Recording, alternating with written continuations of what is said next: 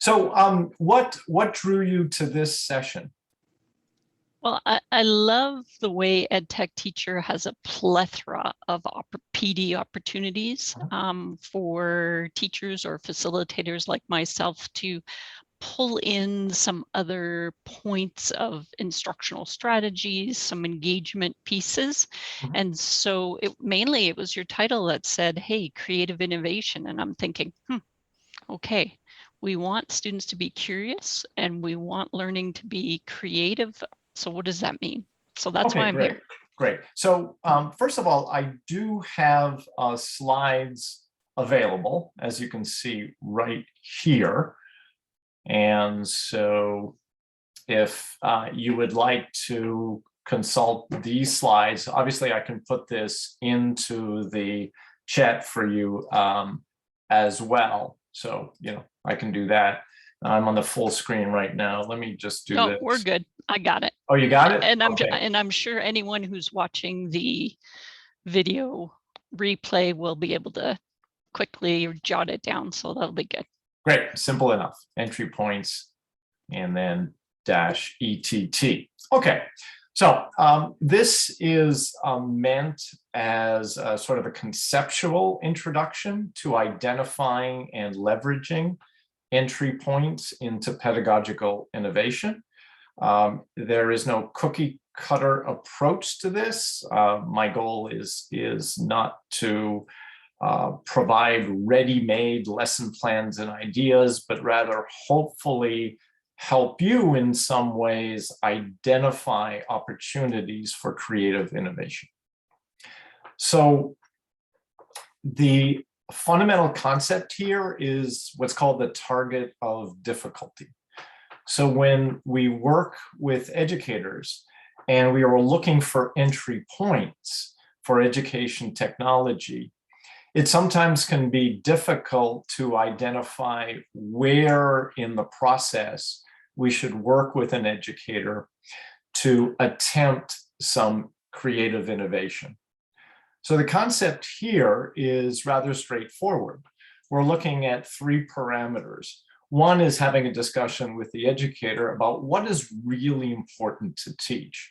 What are the fundamental concepts or the fundamental knowledge that is absolutely necessary as part of the curriculum?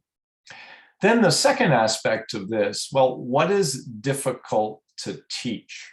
The idea is we'll probably have more success with an educator who might be struggling somewhat with a particular lesson unit and bringing in some element of change and innovation, more so if they're having difficulty than that lesson and unit that's going swimmingly and they're super confident and they don't want to change anything. So we'll try to identify something that's important to teach, but at the same time may be hard to teach. So my background in social studies, I would often struggle on teaching the New Deal. It's very conceptual. It's a series of legislation in the 1930s that was meant to revamp the American economy in the throes of the Great Depression. And for many students, it's just a kind of an alphabet soup of legislation that has no real meaning. So the New Deal was very important to teach because it changed the relationship between the government and its citizens. But it was hard to teach because it didn't resonate with students on a very personal level. And a little later, I'll tell you how I tried to tackle that and innovate. So that third part, can technology be helpful at this point? So the first question that I'll ask teachers, and whether it's individually or in small groups, is that those first 2 points, what's important to teach, but really hard to teach. Now, if we were a group in this session, what I would have you do is put you in a room and kind of talk to each other about, yeah, so what's important to teach in your curriculum and what's hard to teach. But the two of us, of course, can you think of some concepts, some content that the teachers struggle to teach, but that is very important to teach. I think you said it very well, Tom. There are some concepts and topics, doesn't matter if it's Canadian, American, or even European curriculum that we're looking at, that are difficult. You know, social studies, yes, historical opportunities. How do we make those connections with students of 2021 to something that happened almost 100 years ago?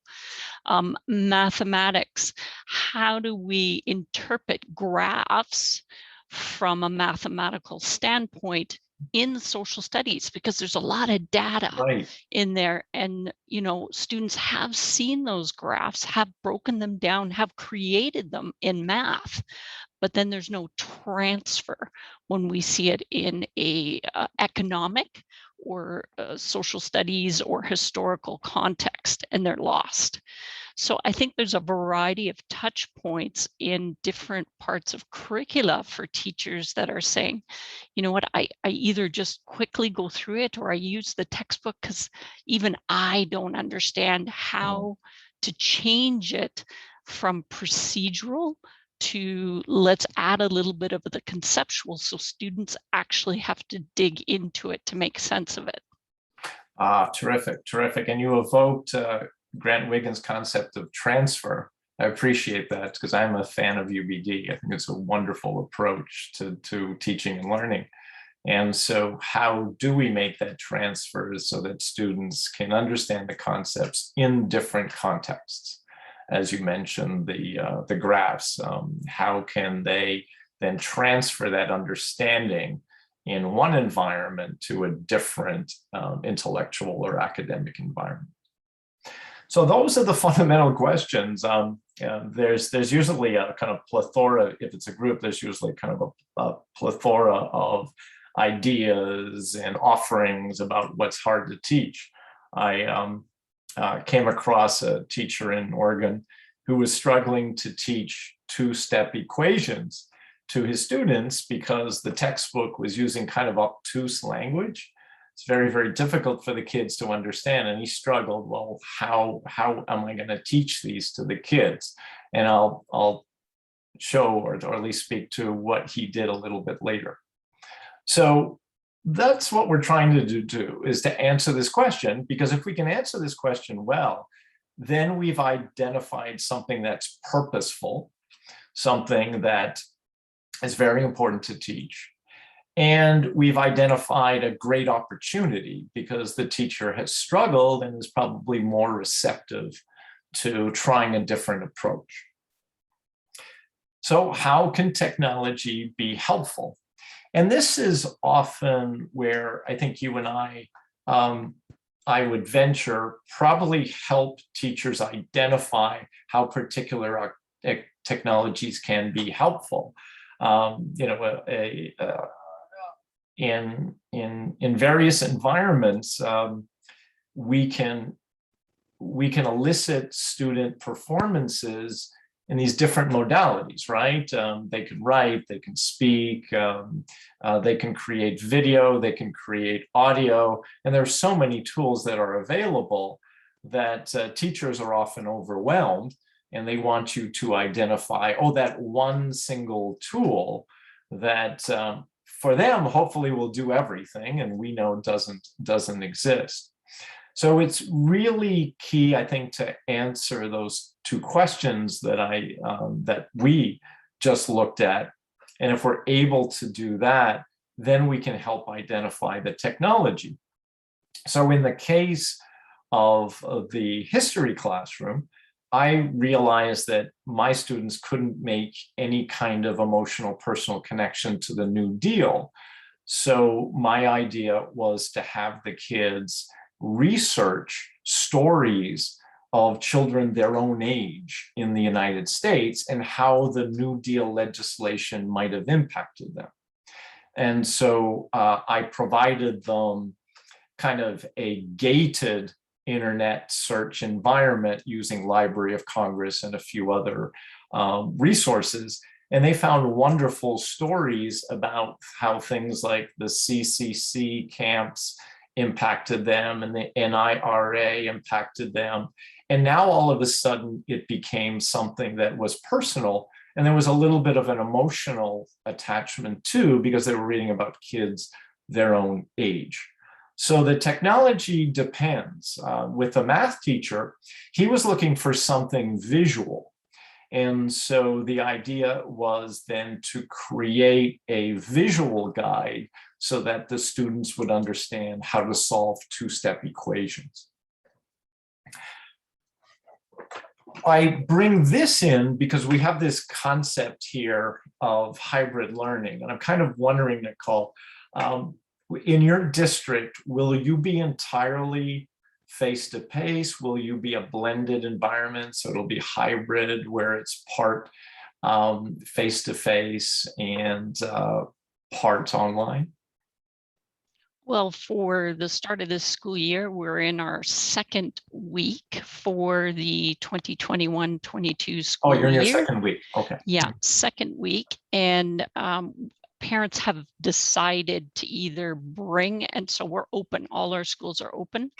So the decision for parents is, am I taking my students back to their home schools, or are we have a virtual school, or am I signing them up for virtual learning for the rest of the school year?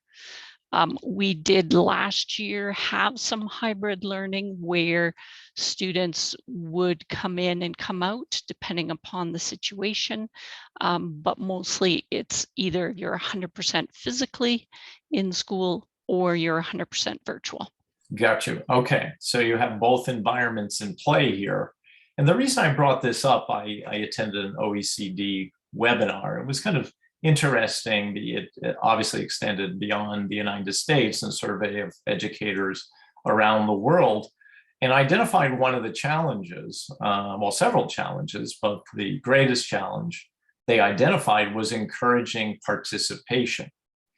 So one of our challenges, but one of our opportunities here in creative innovation is try to encourage the participation. So can we design activities that will engage the students? So in the case of my history classroom, ultimately designed something that was very student-centric. Students were creating content and students felt an attachment to their creations and were very much engaged, and I would dare say pretty excited about the project. The same thing in the math classroom. He devised an opportunity that again was very student-centric, where students were creating content and again engage them. So can we encourage participation as well? One of the biggest challenges in this COVID-19 era. Bloom's taxonomy, I won't belabor this, but just to reinforce the importance of creation. It's been said that that all learning is useless unless it's creative.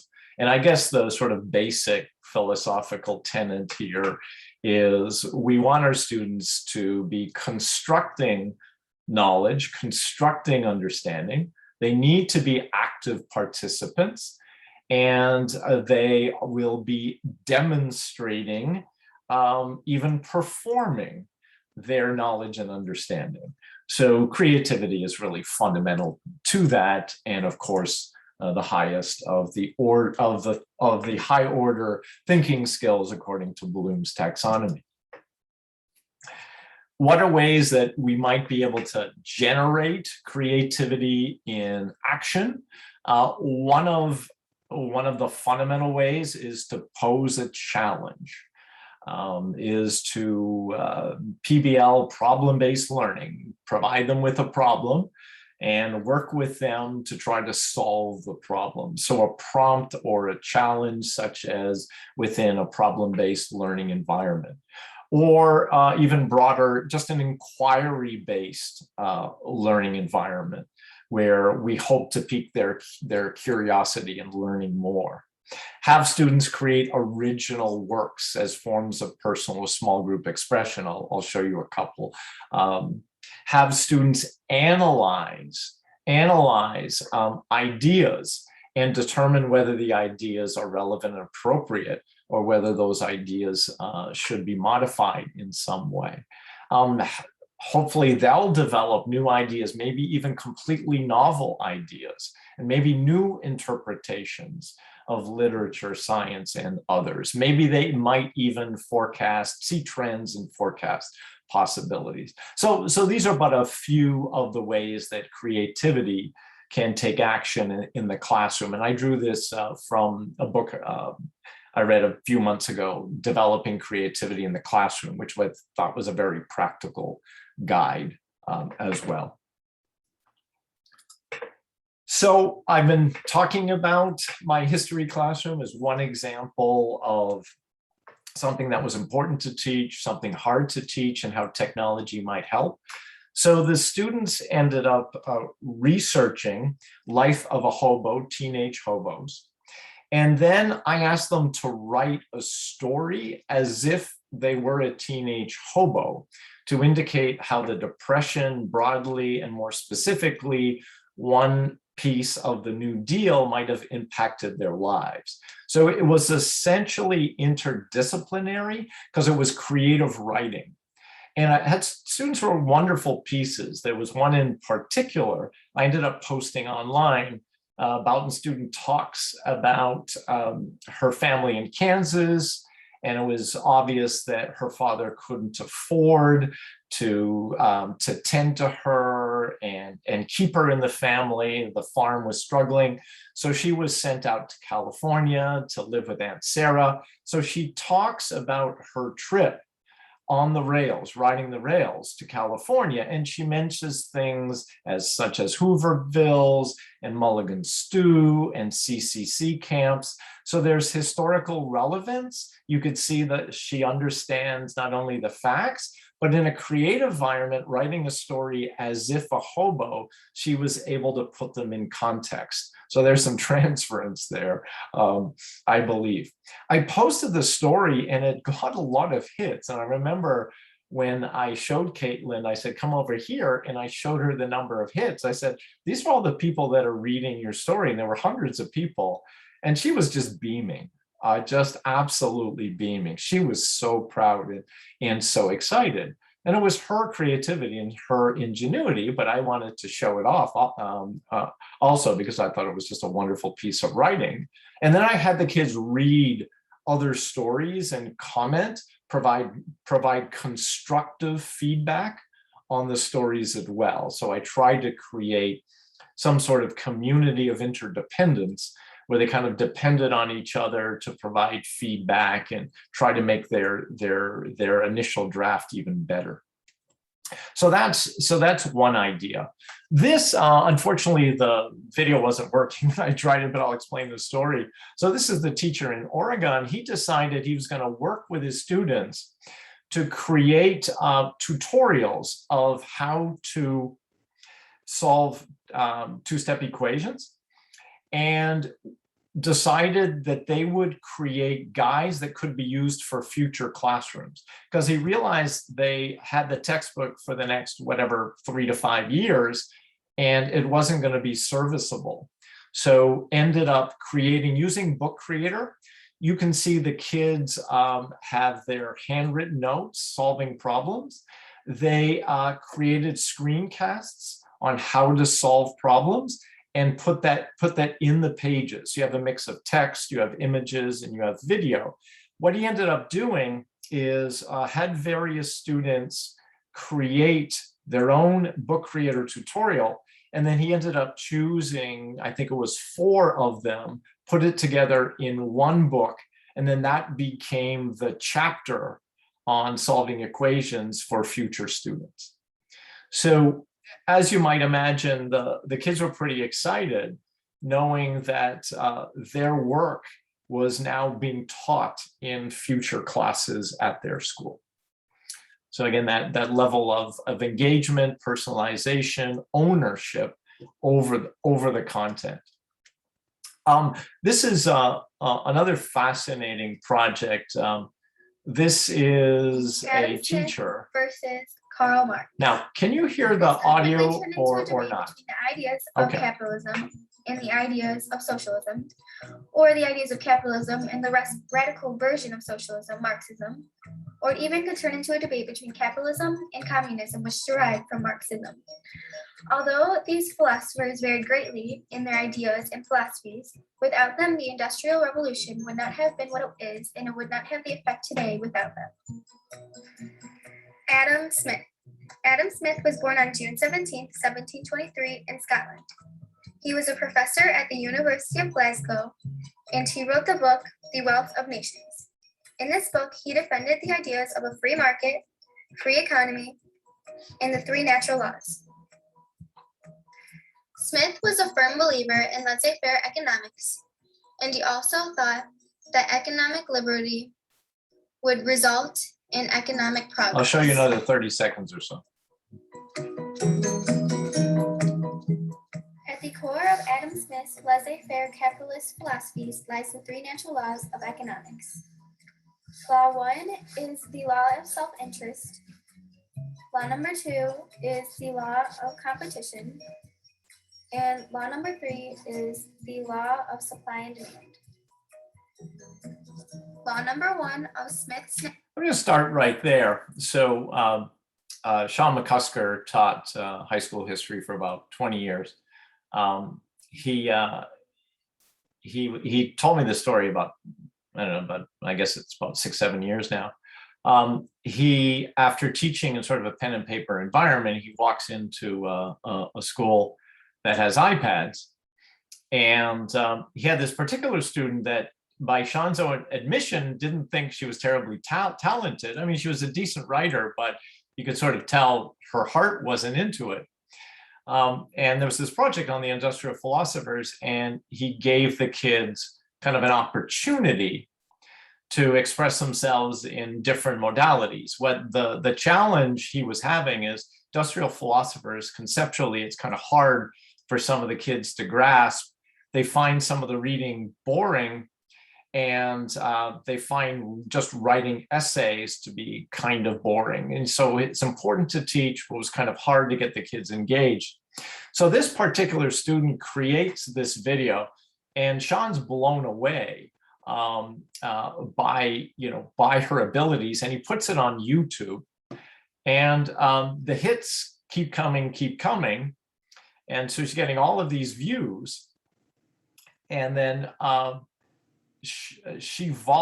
student voluntarily decides to try to make it even better. And now it's the most popular video on Adam Smith and Karl Marx on YouTube.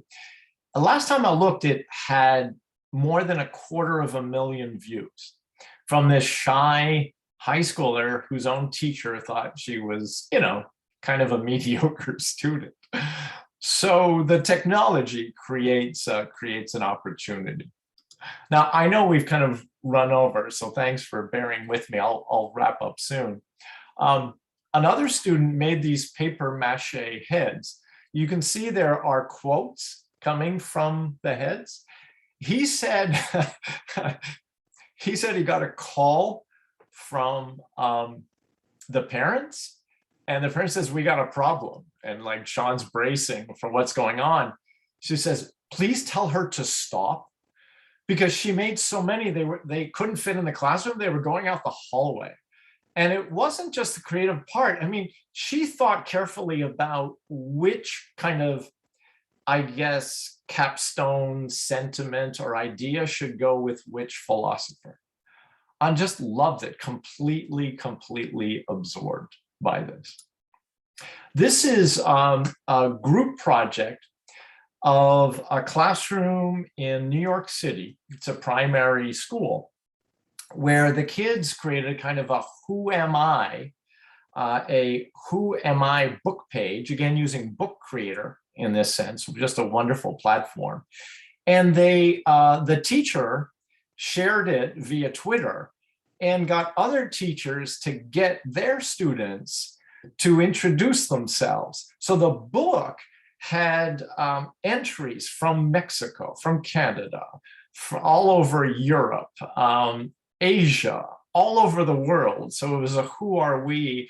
And the kids, these third graders in New York, were learning about the world by seeing what other students had created. And often other students would have video of themselves. And it piqued the kids' curiosity about geography. They're asking questions like, where's Russia? Or in this case, where's Bern, Indiana? They wanted to look at maps. So it turned out to be one of those things where the problem was geography. Well, you know, we do these outline maps and kids memorize states and capitals and countries, but there isn't really an emotional connection. They don't really want to learn this. But through this project, the kids got fascinated into wanting to know more about these places in the world because it was personalized.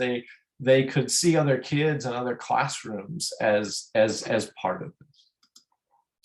So final point here, again, there's no cookie cutter approach. I can't tell you use this tool, use Nearpod, use Edpuzzle, use Google Workspace for education. No, it really depends on how you answer those critical questions about what's important to teach and what's hard to teach. Then you start to think about the technology that will be appropriate to it.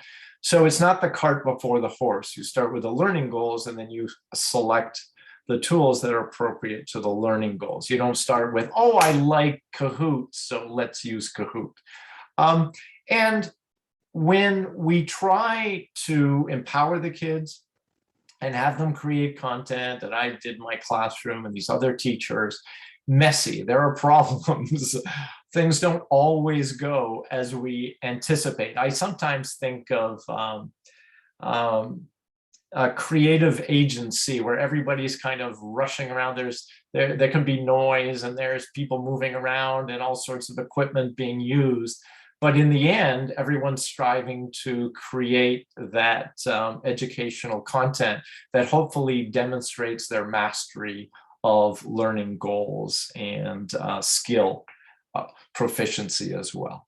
So that's the conceptual intro here to entry points, and I hope that was helpful to you, Nicole. I'm happy to chat a few more minutes, but I know we've gone over. So any questions or comments that you have? No, all good. Thank you for sharing that. I think it'll stir up some conversations with the replay with the large number of people who have signed up for it. So thanks, Tom. Great. Thanks, Nicole. Well, it was a pleasure to meet you. And I hope this is helpful for you and wish you lots of luck, and hopefully we'll cross paths sometime in the future. Okay, thank you so much. Bye-bye.